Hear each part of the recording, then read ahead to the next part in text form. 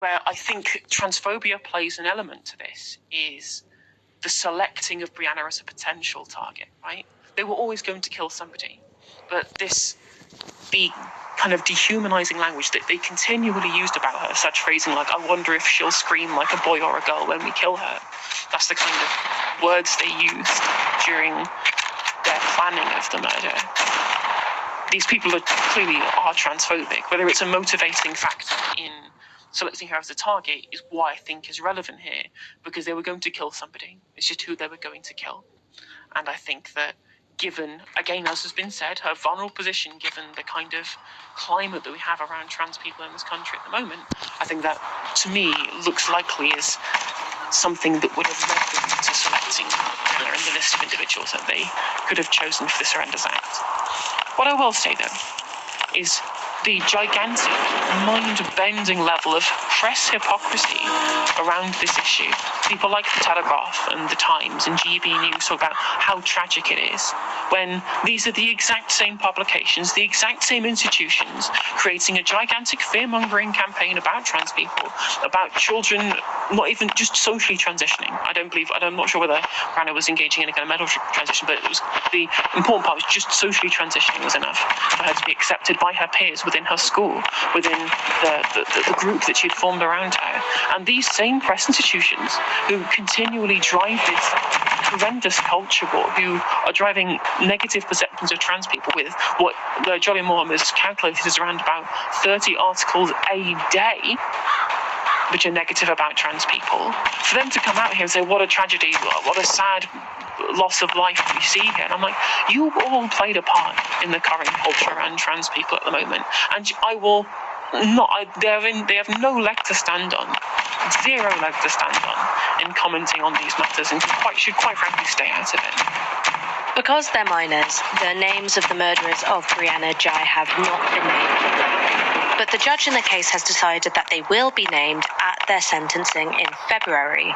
That decision follows a request from the media. Giving her reasons for making their names public, the judge said this: the public will naturally wish to know the identities of the young people responsible as they seek to understand how children could do something so dreadful. There is a strong public interest in the full and unrestricted reporting of what is plainly an exceptional case. Continuing restrictions inhibits full and informed debate and restricts the full reporting of the case. Another factor in her decision was the age of the killers. Both will turn 18 in less than 2 years, at which point anonymity would be lifted anyway.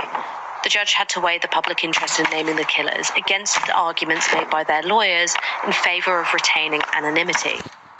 Both of the teenagers are vulnerable.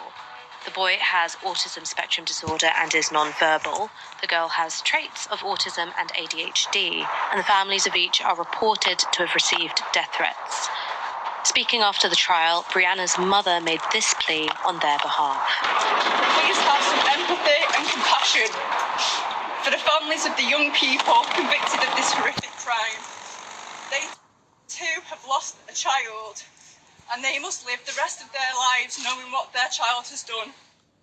I can't imagine what reserves of compassion and empathy and resilience you have to have as a grieving mother to not only make room for understanding in your heart about the situation that the parents of your child's killers are going through, but to ask the public to keep that in their minds as well. Just a really extraordinary thing to do and to say.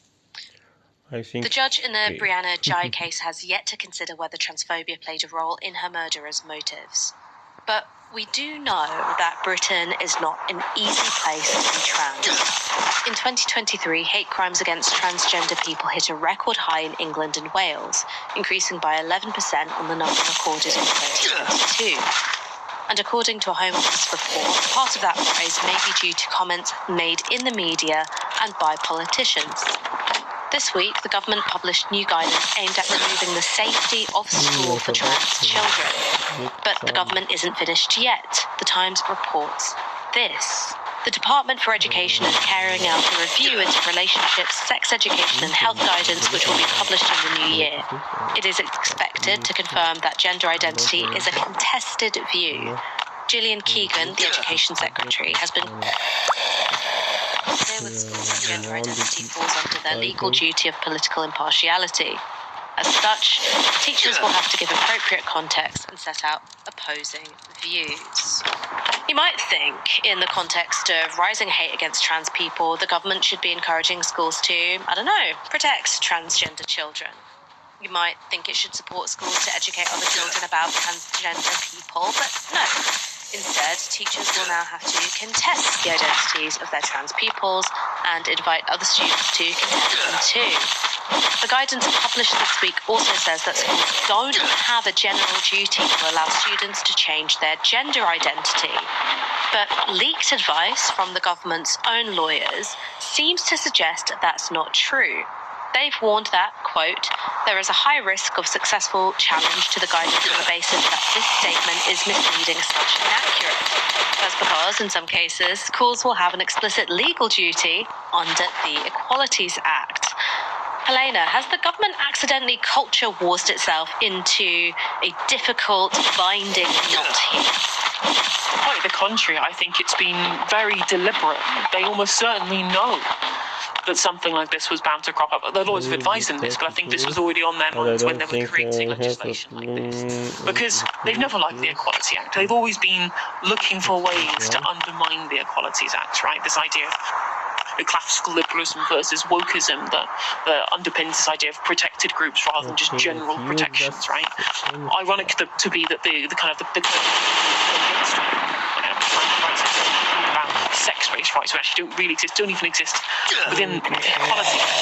But I do believe that they are looking for this to become a high-profile fight, specifically over their desire to implement new rules that they want to see, and then to come up against the quote-unquote lefty lawyers. When's the last time we saw this? Well, very recently, with the Rwanda plan, and them deliberately instituting this in such a way so that they can lock horns with the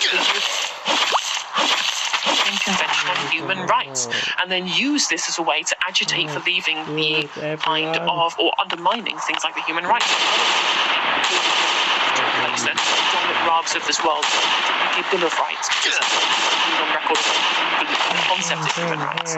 So this is something that I personally believe they have done very deliberately, so that when it does come down to it, they'll be able to find some example of some parent not had to them by a school, probably because of the fears of potential abuse. Like, that's the reason why we have these safeguards. I'm trying to save they're under the Equality Act and all these things like that.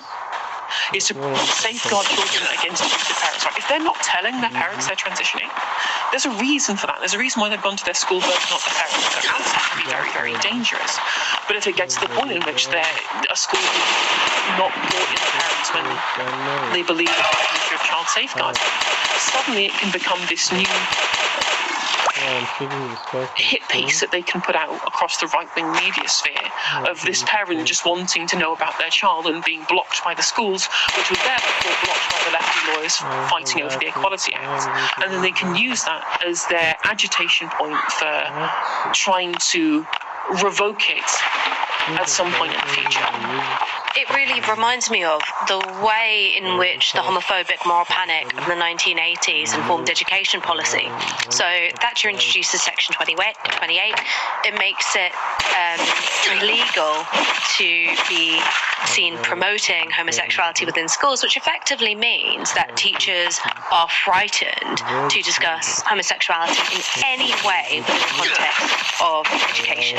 So for students who either were or were perceived as gay, it meant that they had absolutely no support from their teachers when they experienced homophobic bullying. Because you can't say, well, this is a very controversial issue, the existence of gay people is very controversial, and teachers shouldn't be wading into it. And also go, the teachers should be able to take action on bullying and explain why to children you shouldn't pick on someone because they're gay or you think they're gay, or because they're trans or because you think they're trans. Right? It creates an impossible bind where you go, in the classroom you have to be impartial on the idea of whether or not trans people are human and deserve rights, but in terms of how you conduct the pastoral element of your job, which is dealing with conflict, dealing with bullying, obviously you have to treat trans people as human, right? But you're creating a confusing context for children. It's not the existence of trans people that's confusing for children. It's saying that you can have a kind of like two-tier system where in one you acknowledge that trans people are human, and the other they're contestable and totally up for debate.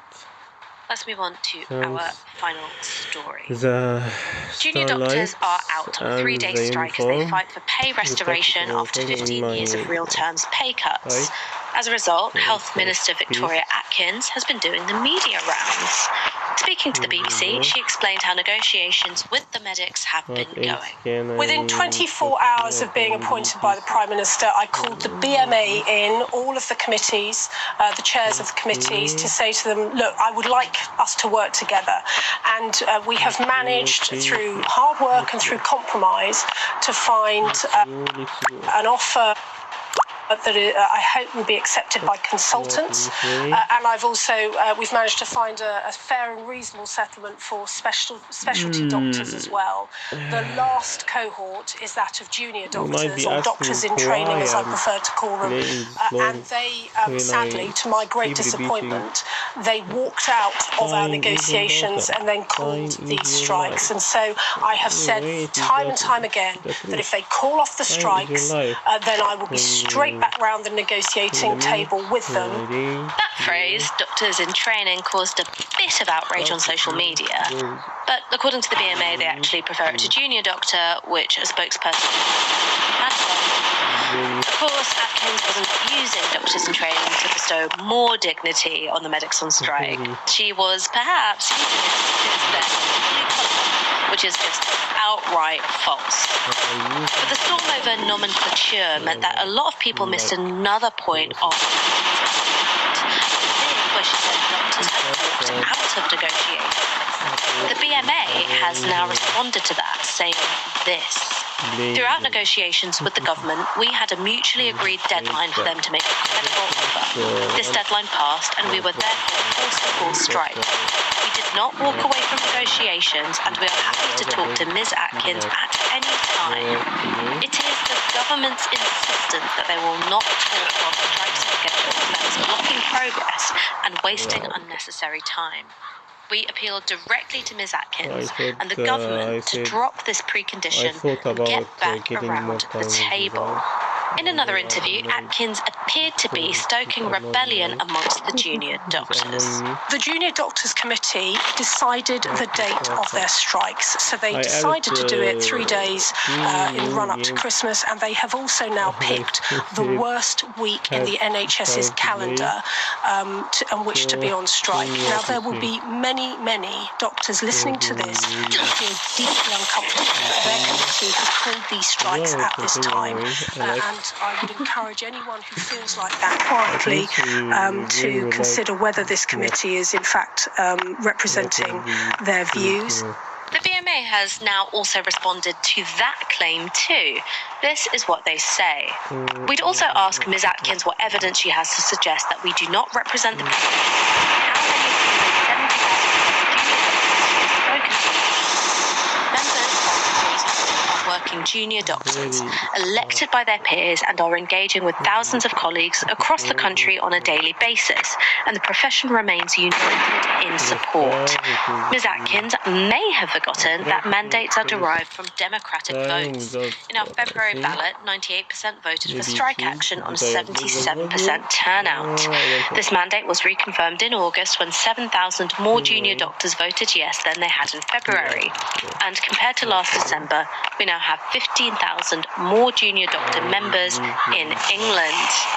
Ms. Atkins may have forgotten that mandate was derived from democratic votes. That's a reminder likely to fill the bones of every Tory MP this Christmas. Helena, the government had been hoping to quell industrial action in the NHS with pay deals for nurses and for consultants.